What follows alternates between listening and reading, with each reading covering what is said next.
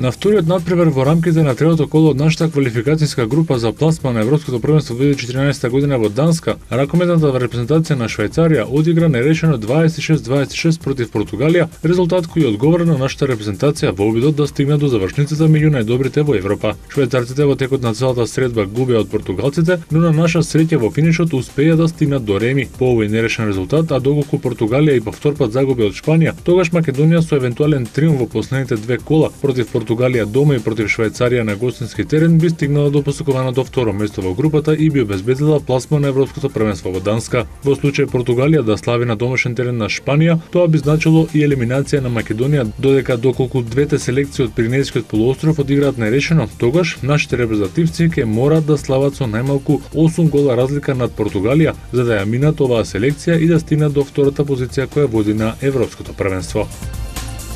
Се одиграа првите четвртфинални средби во Лигата на Европа. Швајцарскиот претставник Базел во Лондон одигра 2:2 против Тотенхем и го направи најголемото изненадување во овие први средби од четвртфиналето. Базел беше и пред победа, бидејќи до 34-та минута водеше со 2:0, но домакините до крајот постигнаа 2 гола преку Адебајор и Сигурдсон. На другите надпревари победи за домашните тимови. Челси во Лондон го совлада Рубин Казан со 3:1 најмногу по заслуга на Фернандо Торес, кој постигна 2 гола и покажа дека се враќа во голгетерска форма. Во Истанбул Фенербахче си создаде убава позитива од 2:0 пред реваншот во Рим кај Лацио. Турскиот претставник головете ги постигна во вториот дел, откако Лацио остана со играч помалку поради црвениот картон на Онази. Со 2 голови предност на реванш ке патува и Бенфика по победата над Њукасл со 3:1 направена со пресврт откако англискиот клуб победе со 1:0. Реванш над преварите од четвртфиналето во Лигата на Европа се закажани за следната недела на 11 април.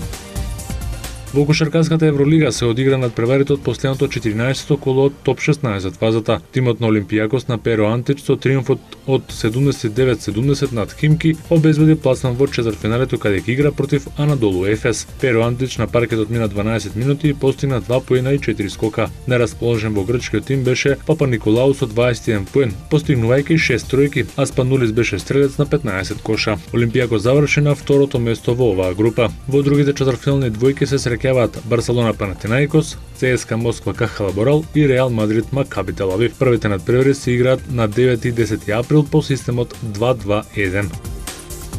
Три надпревари беа одиграни синоќа во NBA лигата. Оклахома Сити успеа со 100:88 да го совлада Сан Антонио и со тоа да ја направи неизвестна битката за првото место во западната конференција. Оклахома знаеше дека победа ги враќа во игра за освојување на врвот на својата конференција. Со триумфот им се доближа на Спарси на само една победа помалку. Вестбрук со 27 поени и Дурент со 25 поени беа лидери на Оклахома Сити. Ленард со 24 поени и 14 скокови и Тим Данкан со 24 поени и 11 скокови беа најрасположени за игра кај гостите, кои настапија без повредените Ману Џинобили и Стивен Џексон, а на повреда на овој надпревар се пожали Тони Паркер. Во Бруклин, херој на Булси, во триумфот од 92-90 беше Нейт Робинсон, кој на 22 секунди до крајот го постави конечниот резултат. Нетси преку Брук Лопес имаа две шанси за изначување, но центарот не се снајде најдобро и гостите од Чикаго остварија важна победа. Бузер со 29 поени и 18 скокови беше најдобар кај Булси, а Дерон Вилијамс со 30 поени и Лопес со 25 поени не им беа доволни за победа на Нетси. Игудала со своите поени на 2,8 секунди до крајот ја имаше улогата на меч винер за Денвер